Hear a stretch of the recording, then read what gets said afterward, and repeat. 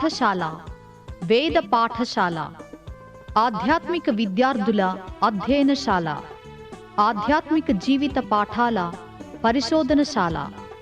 ఆది నుండి బైబిల్ క్లుప్త అధ్యయనానికి మరో సదవకాశం. ఆయా వ్యక్తుల జీవిత పాఠాలు నేర్చుకునే మరో సువర్ణవకాశం.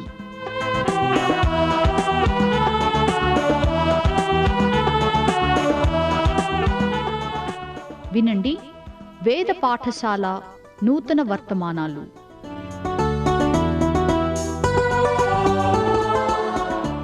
వేద పాఠశాల రేడియో శ్రోతలకు స్వాగతం. గత 2 తరగతుల నుండి యెషయా గ్రంథాన్ని ధ్యానిస్తూ ఉన్నాం. ఈ గ్రంథంలోని అతి ప్రాముఖ్యమైన కొన్ని అధ్యాయాలను పరిశీలిస్తూ ఉన్నాం. ఈ తరగతిలో యెషయా గ్రంథము 55వ అధ్యాయంలో నుండి కొన్ని వాక్య సత్యాలు మనం నేర్చుకుందాం. ముందుగా యెషయా గ్రంథము 55వ అధ్యాయమును చదువుకుందాం. దప్పిగొనిన వారులారా నీళ్ల యొద్దకు రండి, రోకలు లేనివారులారా మీరు వచ్చి కొని భోజనము చేయుడి. రండి, రోకలు లేకపోయినను ఏమియు నీయకయే ద్రాక్షారసమును పాలను కొనుడి. ఆహారము కానిదాని కొరకు మీరేలా రోకలిచ్చెదరు? సంతుష్టి కలుగజేయని దాని కొరకు మీ కష్టార్జితమును ఎందుకు వ్యయపరచెదరు? నా మాట జాగ్రత్తగా ఆలకించి మంచి పదార్థము భుజించుడి. మీ ప్రాణము సారమైన దానియందు సుఖింపనీయుడి. చెవియొగ్గి నా యొద్దకు రండి, మీరు వినిన ఎడల మీరు బ్రతుకుదురు. నేను మీతో నిత్య నిబంధన చేసేదను. దావీదునకు చూపిన శాశ్వత కృపను మీకు చూపుదును. ఇదిగో, జనములకు సాక్షిగా అతని నియమించితిని. జనములకు రాజుగాను అధిపతిగాను అతను నియమించితిని. నీవెరుగని జనులను నీవు పిలిచెదవు. నిన్నెరుగని జనులు యెహోవా నిన్ను మహిమపరచగా చూచి, నీ దేవుడైన యెహోవాను బట్టి, ఇశ్రాయేలు పరిశుద్ధ దేవుని బట్టి నీ యొద్దకు పరుగెత్తి వచ్చెదరు. యెహోవా మీకు దొరుకు కాలమునందు ఆయనను వెదకుడి. ఆయన సమీపములో ఉండగా ఆయనను వేడుకొనుడి. భక్తిహీనులు తమ మార్గమును విడువవలెను, దుష్టులు తమ తలంపులను మానవలెను. వారు యెహోవా వైపు తిరిగిన ఎడల ఆయన వారియందు జాలిపడెను. వారు మన దేవుని వైపు తిరిగిన ఎడల ఆయన బహుగా క్షమించును. నా తలంపులు మీ తలంపుల వంటివి కావు, మీ త్రోవలు నా త్రోవల వంటివి కావు. ఇదే యెహోవా వాక్కు. ఆకాశములు భూమికి పైన ఎంత ఎత్తుగా ఉన్నవో, మీ మార్గముల కంటే నా మార్గములు, మీ తలంపుల కంటే నా తలంపులు అంత ఎత్తుగా ఉన్నవి. వర్షమును హిమమును ఆకాశము నుండి వచ్చి అక్కడికి ఏలాగు మరలక భూమిని తడిపి విత్తువానికి విత్తనమును, భుజించువానికి ఆహారమును కలుగుటకై అది చిగిర్చి వర్ధిల్లినట్లు చేయునో, అలాగే నా నోట నుండి వచ్చు వచనమును ఉండును. నిష్ఫలముగా నా యొద్దకు మరలక అది నాకు అనుకూలమైన దాని నెరవేర్చును. నేను పంపిన కార్యమును సఫలము చేయును. మీరు సంతోషముగా బయలు వెళ్ళుదురు, సమాధానము పొంది తోడుకొని పోబడుదురు. మీ ఎదుట పర్వతములను మెట్టలును సంగీతనాదము చేయును. పొలములోని చెట్లన్నీయు చప్పట్లు కొట్టును. ముండ్ల చెట్లకు బదులుగా దేవదారు వృక్షములు మొలుచును. దురదగొండి చెట్లకు బదులుగా గొంజి వృక్షములు ఎదుగును.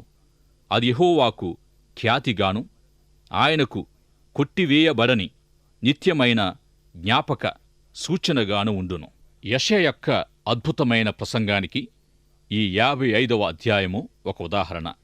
ఇంకా ఈ అధ్యాయము యెషయా యొక్క పరిచర్య తత్వాన్ని తెలియజేస్తూ ఉంది.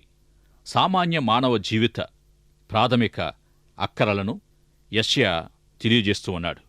మనిషి ఆకలి దప్పులకు సంబంధించిన ఇవే విషయాలను యేసు ప్రభువారు కూడా క్రొత్త నిబంధనలో ప్రసంగించారు. ఎవరైనా ఆకలిగొన్నారా, దప్పిగొన్నారా? ఆకలి దప్పులతో బాధపడేవారిని సంబోధించి మాట్లాడుతూ ఉన్నాడు యెషయా భక్తుడు. కాని ఈ దినాల్లో ఆకలి మంటలు చల్లార్చుకోవడం మాత్రం గాక మితిమీరిన తిండి తినే విధానములో మనిషి ఉంటూ ఉన్నాడు. ఎక్కువ మోతాదులో పౌష్టిక ఆహార విలువలు సమృద్ధిగా ఉన్న ఆహారాన్ని మితిమీరి తిన్నప్పుడు దేహములో పెరిగే క్రొవ్వు శరీరాన్ని దహించేస్తుంది. అయితే ఆత్మకు సంతుష్టి కలుగుజేసే ఆహారము గురించి, ప్రాణాన్ని సుఖింపచేసే ఆహారాన్ని గురించి, దప్పికను చల్లార్చే నిజమైన పానీయాన్ని గురించి తెలియజేస్తూ అట్టి వాటిని పొంది అనుభవించమని యెషయా ఆహ్వానిస్తూ ఉన్నాడు. అయితే మొదటిగా దేవుని యొద్దకు రమ్మని, దేవుణ్ణి వెదకమని ఆహ్వానిస్తూ వారేం చేయాలో ప్రజలకు బోధిస్తూ ఉన్నాడు. సువార్త యొక్క ప్రాథమిక అంశాలు కూడా ఈ అధ్యాయములో బోధించబడ్డాయి. తరచుగా దేవుణ్ణి వెదకమని ప్రవక్తలందరిచే బోధించబడిన ఈ అంశంపై యెషయా కూడా ప్రకటిస్తూ వచ్చాడు. అయితే దేవుణ్ణి వెదకడమంటే మనుషులు తమ పాపాలకు పశ్చాత్తాపపడి తమ దుష్ట మార్గాల్ని విడిచి దేవుని యొద్దకు వచ్చిన వారికే దేవుడు సమృద్ధి అయిన క్షమాపణ ఇచ్చి వారి అవసరతలు అన్నిటినీ తీరుస్తాడని యెషయా వాగ్దానమిస్తూ ఉన్నాడు. మోషే ద్వారా దేవునిచే ఇవ్వబడిన దేవుని ధర్మశాస్త్రం ఎదుట నిలువబడి వాక్యాన్ని వెలిగింపచేయాలని మనం నేర్చుకున్న రీతిగా యెషయా పరిచర్యలోని ముఖ్యోద్దేశమేమిటంటే దేవుని వాక్య ప్రకటన అయ్యుంది. మనిషి దేవుని యొద్దకు రావాలనే అప్పటికి ఒక సమస్య ఎదురవుతూ ఉంది. దేవుడు దేవుడే, మనిషి మనిషే. ఈ ఉభయుల మధ్య నుండే తేడా ఎంతో గొప్పదయ్యుంది. దేవుడు ఆలోచించేదానికి, దేవుడు పనిచేసేదానికి, మనిషి పనికి, మనిషి ఆలోచనకు మధ్యనున్న తేడా ఎంతటిదంటే భూమికి ఆకాశానికి మధ్యనున్న తేడాలాంటిది. ఈ విధంగా దేవుని పనులకు, తలంపులకు, మనిషి పనులకు, తలంపులకు మధ్య ఏనాటికి సమన్వయము తీసుకుని రాగలరు? ఇక ఈ విధంగా దేవునితో మనిషి తనను తాను సమన్వయపరుచుకున్నప్పుడు మనిషి నిజంగా ధన్యుడే. ఈ విధంగా శాంతి, సంతోషము, సమాధానము, ఫలభరితమైన జీవితాన్ని మనిషి పొందగలడు. ఈ విషయాన్ని యెషయా అద్భుతమని అంటూ ఉన్నాడు. యెషయా గ్రంథము మొదటి నుండి మనం చదవడం ప్రారంభించినప్పుడు ఈ గ్రంథములో ఏ ఏ రాజుల కాలములో వ్రాయబడింది, ఆయా కాలాల్లో ఎట్టి సంఘటనలు జరిగాయి మొదలైన చారిత్రక సందర్భాలు మనకు తెలియచేయబడుతూ ఉన్నాయి. ఆయా సందేశాల్ని ఎప్పుడు ఎందుకు బోధించాడు అనేది చారిత్రక ఆధారాల ద్వారా అర్థమవుతుంది. ఇశ్రాయేలు, యోధా రాజ్యాల గొప్ప రాజ్యాలుగా వెలుగొందిన కాలములో ఉజ్జియా, యోతాము, ఆహాజు, హిజ్కియా, మనష్షే అనువారి కాలాల్లో వాటి పతనవస్థకు ముందుగా పరిచర్య చేశాడు. ఉజ్జియా విజయవంతంగా పరిపాలించిన ఐశ్వర్యవంతుడైన గొప్ప రాజు. ఉజ్జియా మృతి పొందిన కాలమే యెషయా పరిచర్యకు ప్రారంభం. ఉజ్జియా తర్వాత 2వ దినవృత్తాంతములు 28వ అధ్యాయములో కనిపిస్తున్న ఆహాజు ఎంతో చెడ్డరాజు. అతని కుమారుడు హిజ్కియా మంచిరాజు. ఇతని కాలములోనే యోషియా ఒక ప్రవక్తగా వెలుగొందాడు. యేసుక్రీస్తును గూర్చిన అనేక ప్రవచనాలు యెషయా గ్రంథములో చూస్తాం. క్రొత్త నిబంధనలో ఏ ఇతర ప్రవక్త కంటే కూడా యెషయా ప్రవచించిన ప్రవచనాలు ఎక్కువగా ఉన్నాయి. ఆశ్చర్యకరుడు, ఆలోచనకర్త, బలవంతుడగు దేవుడు, నిత్యుడగు తండ్రి, సమాధానకర్తయగు అధిపతి అనే ప్రభువును గూర్చిన యెషయాయే ప్రవచించాడు. వీటిలో ఒక గొప్ప బిరుదు బలవంతుడగు దేవుడు. 11వ అధ్యాయము మొదటి 3 వచనాల్లో యెషయా మొద్దు నుండి చిగురు పుట్టును, వాని వేరుల నుండి అంకురం ఎదిగి ఫలించును. యెహోవా ఆత్మ జ్ఞాన వివేకములకు ఆధారమగు ఆత్మ, ఆలోచన బలములకు ఆధారమగు ఆత్మ, తెలివిని యెహోవా ఎడల భయభక్తులను పుట్టించు ఆత్మ అతని మీద నిలుచును. యెహోవా భయము అతనికి ఇంపైన సువాసనగా ఉండును. ఈ వాక్యములు యేసుక్రీస్తు ద్వారా బయలుపరచబడిన పరిశుద్ధాత్మను గూర్చిన ప్రవచనమై ఉంది. దేవుని ఏడాత్మలు అని వ్రాయబడిన ప్రకటన గ్రంథ వాక్యాన్ని యెషయా గ్రంథం 11వ అధ్యాయం మొదటి 3 వచనాల్లో యెషయా ప్రవచించాడు. ఆదికాండం మొదలు మిగిలిన 65 గ్రంథాల్లోని విషయాలకు ప్రకటన గ్రంథ సంగతులు గుర్తుగా ఉన్నాయి. ప్రకటనలోని ప్రతి సూచన బైబిల్లో ఎక్కడో ఒక చోట కనిపిస్తుంది. ఈ ప్రకటన గ్రంథం మనకు అర్థం కావాలంటే మిగిలిన 65 గ్రంథాల పట్ల ఒక అవగాహన లేక కొంత జ్ఞానము అవసరమయ్యుంది.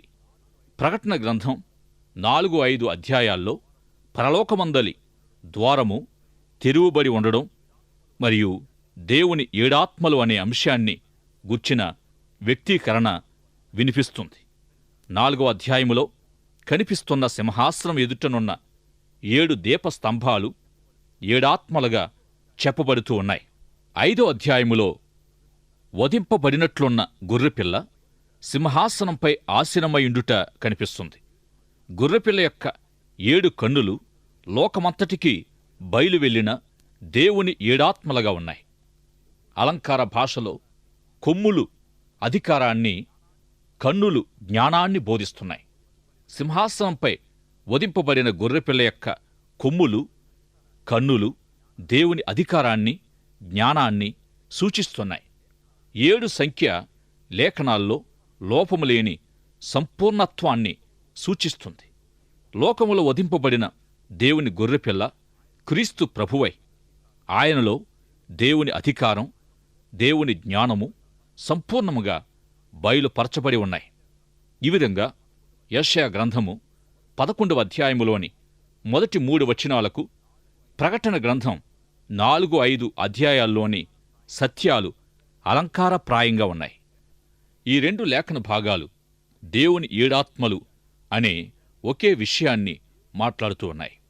దేవుని ఏడాత్మలు అనే ప్రశ్నకు దేవుని ఏడాత్మలనగా యెషయా గ్రంథము 11వ అధ్యాయము మొదటి 2 వచనాల వివరణ అని చెప్పబడింది. ఈ వచనాల ఆధారంగా లోకానికి రానున్న మెస్సియా దేవుని ఆత్మతో నింపబడతాడని యెషయా యేసు ప్రభువును గూర్చి చెప్పాడు. ఈ విధంగా దేవుని ఆత్మతో నింపబడిన ప్రభు 7 విధాలైన ఆత్మ సంబంధమైన ప్రాముఖ్యతలను ఆయన బయలుపరుస్తాడనేది యెషయా తెలియజేశాడు. ఆయన జీవితంలో నుండి బయలు వెళ్లిన 7 సత్యాలు ఈ విధంగా ఉన్నాయి. 1 వివేచన ఆత్మ, 2 జ్ఞానాత్మ, 3 అవగాహనాత్మ, 4 ఆలోచనాత్మ, 5 శక్తి బలముల ఆత్మ, 6 ఆరాధనాత్మ, 7 ప్రభు ఆత్మ. యేసు ప్రభుని గూర్చి 4 సువార్తల్లో వ్రాయబడిన విధంగా 4 సువార్తలను నీవు క్షుణ్ణంగా చదివినట్టయితే ఆయన్ను నీవు ఏ విధంగా గుర్తిస్తావు? లేక ఆయన పట్ల నీ ఉద్దేశమేమిటి? ఆయన గూర్చిన నీ ఊహా చిత్రము ఎలాంటిది? యెషయా అయితే యేసు ప్రభుని గూర్చి దేవుని ఆత్మ ప్రాముఖ్యతను, ఆయన స్పష్టమైన వివరణాన్ని తెలియజేస్తూ వచ్చాడు. దేవుని యొక్క జ్ఞానాత్మను, వివేచనాత్మను ఆయన బయలుపరుస్తాడని యెషయా తెలియజేస్తూ ఉన్నాడు. ప్రభు దేవుని వాక్యాన్ని సంపూర్ణంగా ఎరిగినవాడై దేవుని వాక్యాన్ని పరిపూర్ణంగా గ్రహించేవాడుగాను ఉన్నాడు. ఇక విషయ పరిజ్ఞాన అన్వయమే జ్ఞానమై ఉంది. ఈ విధంగా యేసు ప్రభు జ్ఞానాత్మను కలిగి ఉండి జ్ఞానాన్ని వ్యక్తపరిచాడు. తమ అనుదిన జీవితాల్లో దేవుని వాక్యాన్ని ఏ విధంగా అన్వయించుకోవాలి అనే విషయాన్ని ఆలోచనాత్మ ద్వారా ప్రభు తన ప్రజలకు తెలియజేశారు.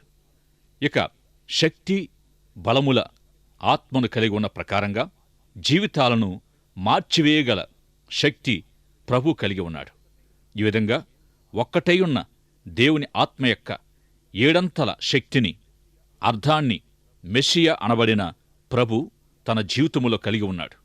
దేవుని ఆత్మ దేవుని ప్రజలకు ఆత్మ వరాలను అనుగ్రహించేవాడై ఉన్నాడు. పరిశుద్ధాత్మను గూర్చి, పరిశుద్ధాత్మ వరాలను గూర్చి లేక పరిశుద్ధాత్మ పరిచర్య మరియు అనుభవాలను గుర్చి చర్చించే సందర్భంలో ఎంతో కలవరాన్ని లేక గందరగోళాన్ని మనకు మనమే సృష్టించుకుంటాం. ఈ కలవరము లేక గందరగోళం ఎలాంటిదంటే, ఉదాహరణకు దేవుని వాక్యములో క్రైస్తవులంతా ఆత్మపూర్ణులు కావాలని అనబడుతూ ఉండగాను, అసలు దేవుని ఆత్మ ప్రమేయం లేనిదే ఎవరు క్రైస్తవులు కాజాలరని తెలియచేయబడుతూ ఉండగాను, మళ్ళీ అదనంగా పలాని వ్యక్తి ఆత్మపూర్ణుడైన క్రైస్తవుడని లేక మీరు ఆత్మతో నింపబడ్డారా అనే ప్రశ్న వస్తుంది. అంటే ఎల్లవేళలా ఆత్మతో నింపబడి ఉండక కొన్నిసార్లు మాత్రమే నింపబడడం జరుగుతుంది. అపోస్తుల కార్యాల్లో కనిపిస్తున్న విషయం, పెంతుకొస్తు దినాన్న పేతురు ఆత్మతో నింపబడి ప్రసంగించినప్పుడు కొన్ని వేల మంది రక్షణ పొందడం జరిగింది.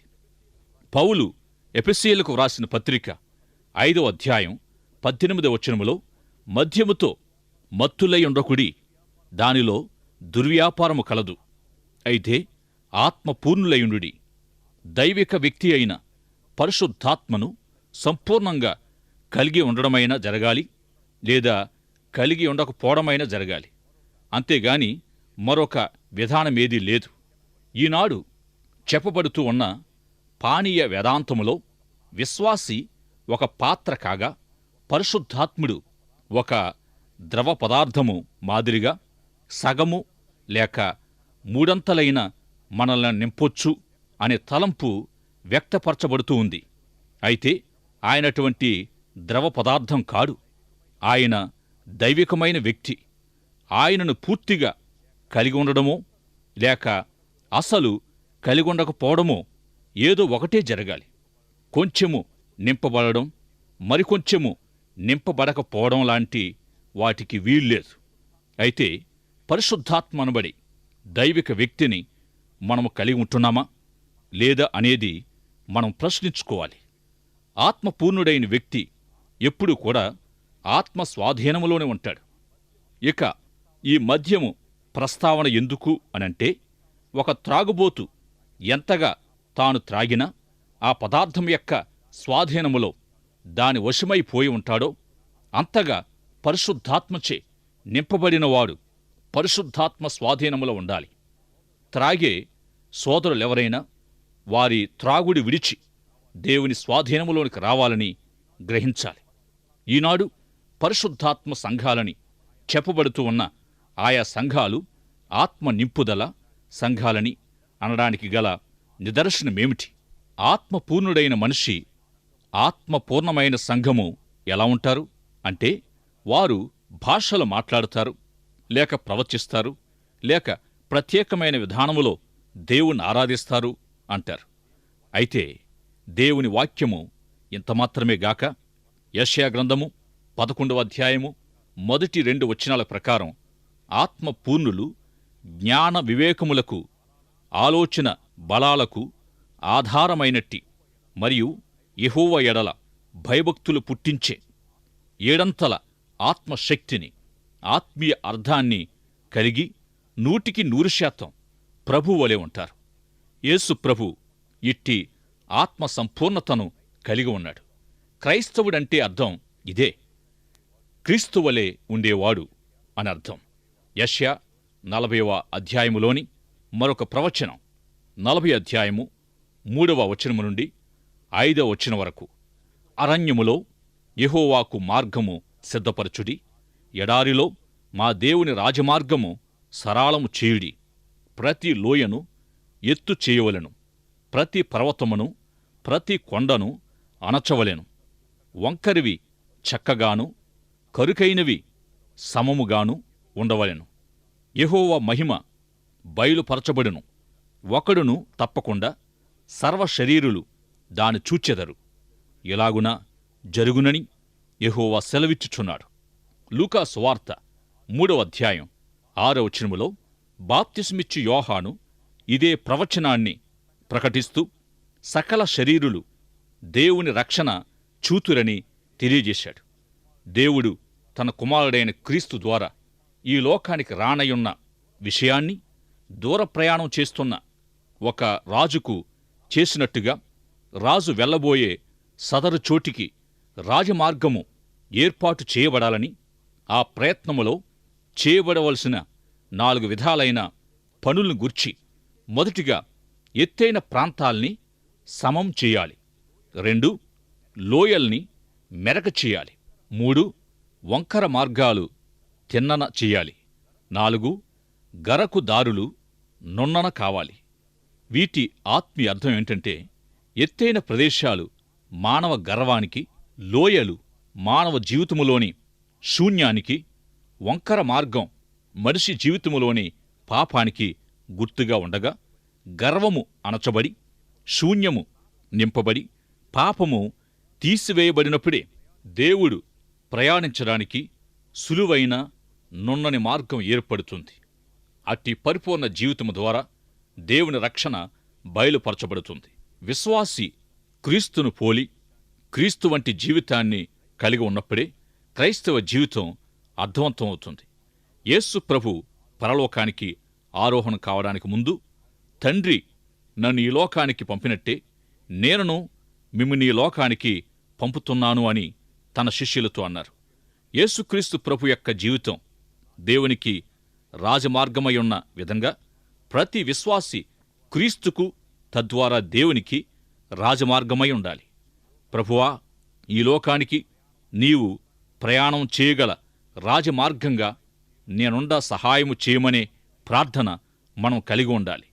నిజంగా ఇది గొప్ప సవాలుతో కూడిన సత్యమయుంది. అట్టి రాజమార్గంగా మన జీవితాలు ఉండాలంటే గర్వము చదును చేయబడాలి, శూన్యము నింపబడాలి, పాపము తీసివేయబడాలి. అప్పుడే దేవునికి రాజమార్గం తయారు కాగలదు. ఈ విధంగా సమం చేయబడుట, నింపబడుట, తిన్నని ఒగుట, నున్నని ఒగుట అనే ఈ 4 నియమాలను యెషయా మనకు తెలియజేస్తూ ఉన్నాడు. యెషయా గొప్ప ప్రవచన సందేశాలను మనకందించాడు. యేసుప్రభు యొక్క బహిరంగ పరిచర్యకు సంబంధించిన ప్రవచనాలు 61వ అధ్యాయములో వ్రాయబడ్డాయి. లూకా సువార్త 4వ అధ్యాయములో మనం చదువుతున్న రీతిగా యేసుప్రభు సమాజమందిరములో వాక్యము చదవడానికి నిలువబడినప్పుడు ప్రవక్త అయిన యెషయా గ్రంథము ఆయన చేతికి ఇయ్యబడింది. ప్రభు తనను గూర్చిన ప్రవచనాలే వారికి ఆ విధంగా చదివి వినిపించాడు. ప్రభు ఆత్మ నా మీద ఉన్నది, బీదలకు సువార్త ప్రకటించుటకై ఆయన నన్ను అభిషేకించెను, చెరలోనున్న వారికి విడుదలను, గుడ్డివారికి చూపు కలుగుటకు, నలిగిన వారిని విడిపించుటకును, ప్రభు హితవత్సరము ప్రకటించుటకును ఆయన నన్ను పంపియున్నాడనే తనను గూర్చిన మాటలే ప్రభు వారికి చదివి వినిపించారు.